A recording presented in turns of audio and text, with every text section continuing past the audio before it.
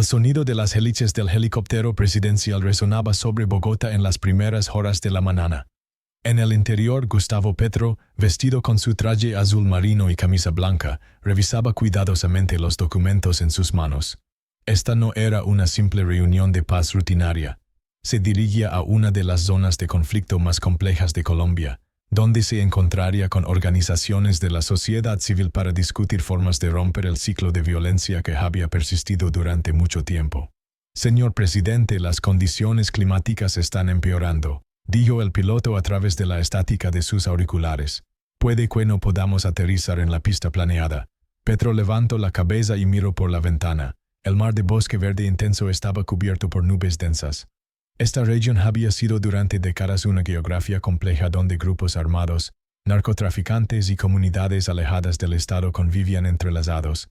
Venir aquí requería tanto valor como un gran riesgo. Aterricemos en el área segura más cercana, dijo con voz calmada. Esta reunión es muy importante. El jefe de seguridad Carlos Mendoza observaba al presidente con expresión preocupada desde el asiento contiguo. Este hombre con 20 años de experiencia había trabajado en las regiones más peligrosas de Colombia, pero esta vez sentía una tensión diferente. Los informes de inteligencia no eran claros, había nuevos actores en la región, y distinguir entre amigo y enemigo se estaba volviendo cada vez más difícil. El helicóptero comenzó a descender sobre el denso bosque. El piloto trataba de encontrar un claro, pero las opciones eran limitadas. Finalmente decidió aterrizar en una planicie junto a un pequeño río. El lugar estaba aproximadamente a 10 kilómetros del punto de reunión planificado. Este lugar. Mendoza miró el mapa y frunció el ceño. Señor presidente, esta zona no es exactamente segura. Podríamos necesitar activar los protocolos de emergencia. Petro cerró sus documentos y se volvió hacia el jefe de seguridad. Carlos, necesito conocer cada rincón de este país. Si solo vamos a lugares seguros, nunca veremos la verdadera Colombia. Cuando el helicóptero tocó tierra, el entorno estaba silencioso. Solo se escuchaba el suave murmullo del río y los sonidos naturales del bosque. Petro observó los alrededores antes de descender con su equipo de seguridad. Todo parecía normal, pero la tensión de Mendoza comenzaba a contagiársele también. Señor presidente, podemos quedarnos aquí máximo una hora, dijo Mendoza mientras examinaba el área. Después necesitamos regresar a nuestra ruta principal. Justo en ese momento, 3 hombres armados emergieron del borde del bosque. Vestían camuflaje militar, pero no era claro a qué grupo pertenecían. El hombre que los lideraba era alto, moreno, de aproximadamente 40 años, con una determinación fría en sus ojos. Buenos días, dijo el hombre en español con un acento local marcado. ¿Hay alguien en esta región que quiere hablar con ustedes? Mendoza inmediatamente se puso en alerta, haciendo señales silenciosas a su equipo. Petro, sin embargo, mostró una calma sorprendente y dio un paso adelante. ¿De quién está hablando?, preguntó el presidente, con un tono amigable pero firme. Del hombre al que ustedes llaman el patrón, respondió el hombre armado. Él también quiere conocerlo. Ha pasado mucho tiempo desde que tuvo la oportunidad de conversar con un presidente. Este nombre dejó a todos congelados en su lugar. El patrón no era solo un narcotraficante, era el verdadero gobernante de esta región, un poder que tenía en sus manos el destino de decenas de miles de personas, que aplicaba sus propias reglas en lugares donde el Estado no podía llegar. Habían existido periodistas que habían viajado largas distancias para verlo, pero ninguno había tenido éxito. Eso no es posible, dijo Mendoza rápidamente. El presidente no puede entrar en tal encuentro sin protocolos de seguridad. Pero Petro tomó una decisión inesperada. ¿Dónde? El hombre armado señaló una casa de finca aproximadamente a 2 kilómetros de distancia. Allí, dijo que quería que viniera solo, pero por supuesto puede venir con su equipo de seguridad, solo sin armas. Esta demanda era un escenario de pesadilla desde el punto de vista de seguridad. Mientras Mendoza trataba de convencer al presidente, cálculos muy diferentes giraban en la mente de Petro. Esta era quizás una oportunidad de enfrentar directamente uno de los mayores problemas del país. Señor presidente, esto es muy arriesgado, insistió Mendoza. No tenemos suficiente información sobre este hombre. Esto podría ser una trampa, o podría ser una oportunidad, respondió Petro. Carlos, soy el presidente de este país. Si solo tengo reuniones seguras, no puedo resolver los problemas reales.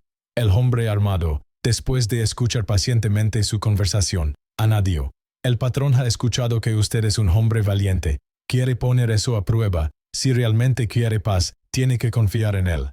Estas palabras activaron algo dentro de Petro. Durante toda su carrera política, había enfrentado desafíos de personas poderosas.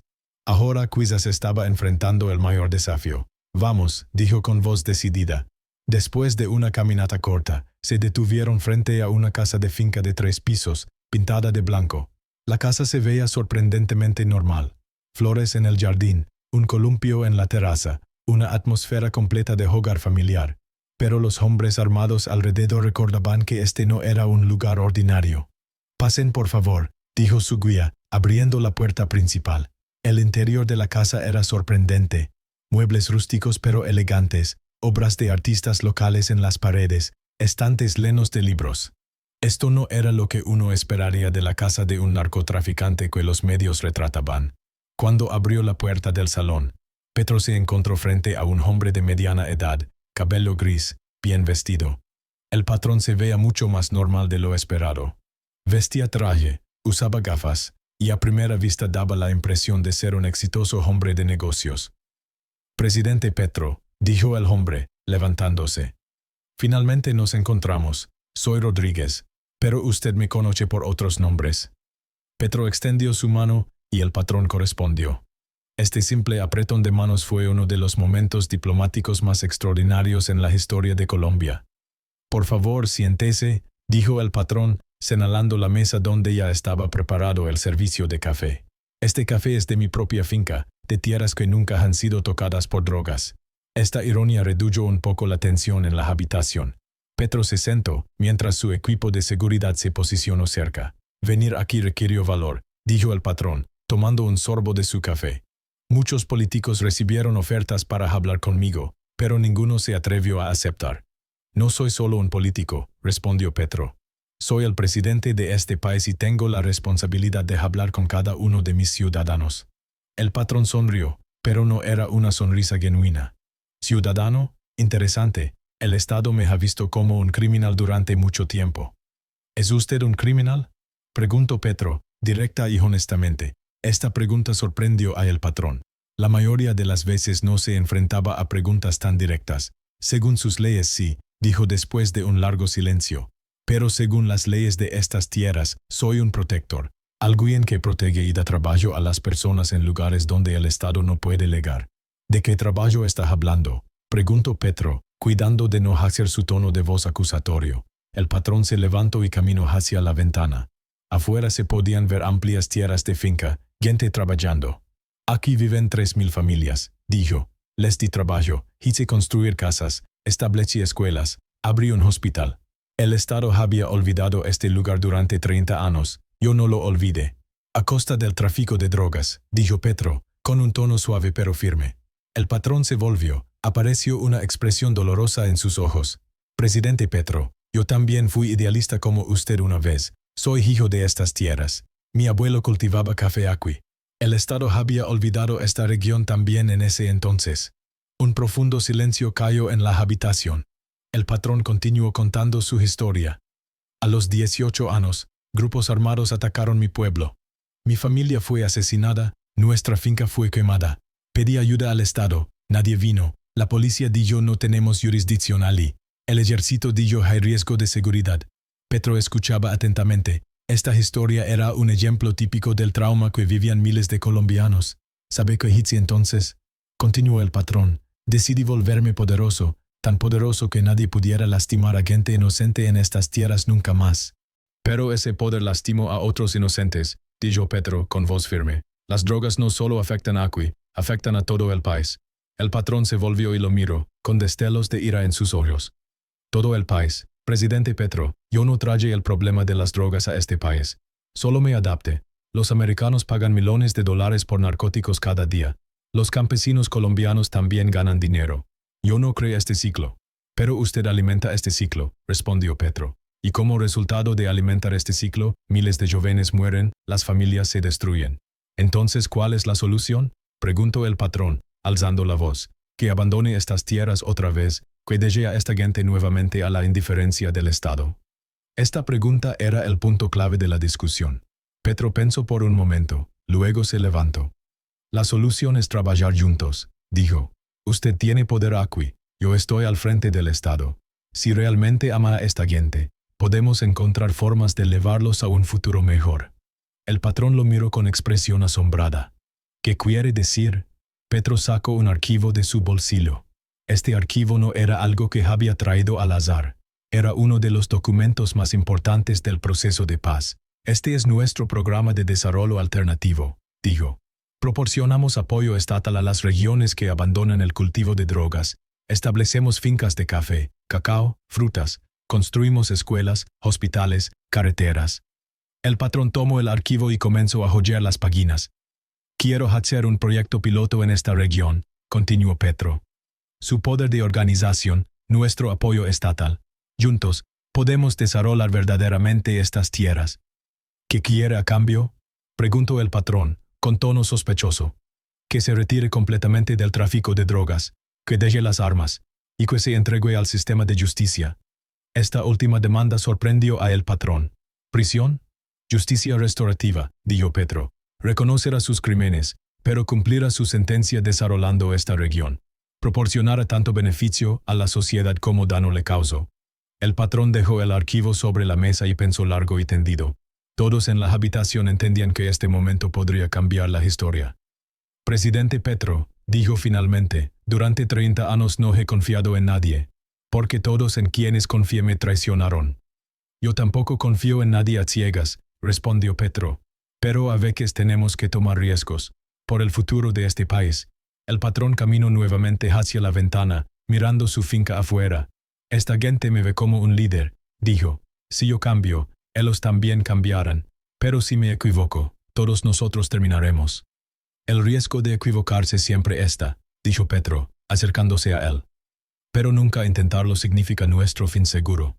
El patrón se volvió hacia él. Ahora había una expresión diferente en sus ojos. La ira comenzaba a ceder lugar al pensamiento, la sospecha comenzaba a ceder lugar a la esperanza. Si tomo en serio su propuesta, dijo, puede protegerme, porque en este negocio hay otros actores poderosos además de mí. Ellos podrían no querer el cambio. Le garantizo la protección del Estado, dijo Petro.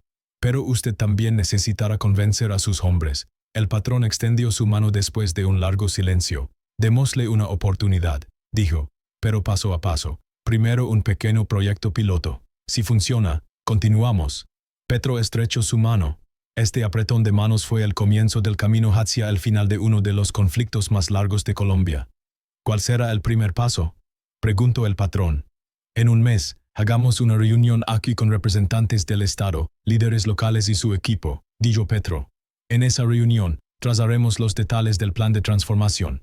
El patrón asintió. Acepto. Cuando la reunión estaba terminando, el patrón le hizo una pregunta a Petro. Presidente Petro, ¿compartirá nuestra conversación con los medios? Petro pensó. Aún no. Primero tomemos pasos concretos, luego que el pueblo evalúe viendo los resultados. Sabio, dijo el patrón.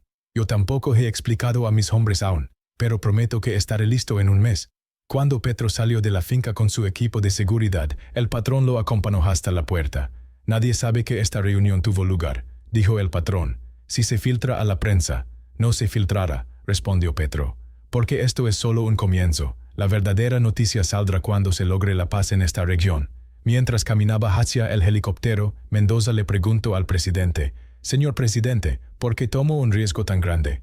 Petro pensó por un momento. «Carlos, a veces los mayores riesgos generan las mayores oportunidades.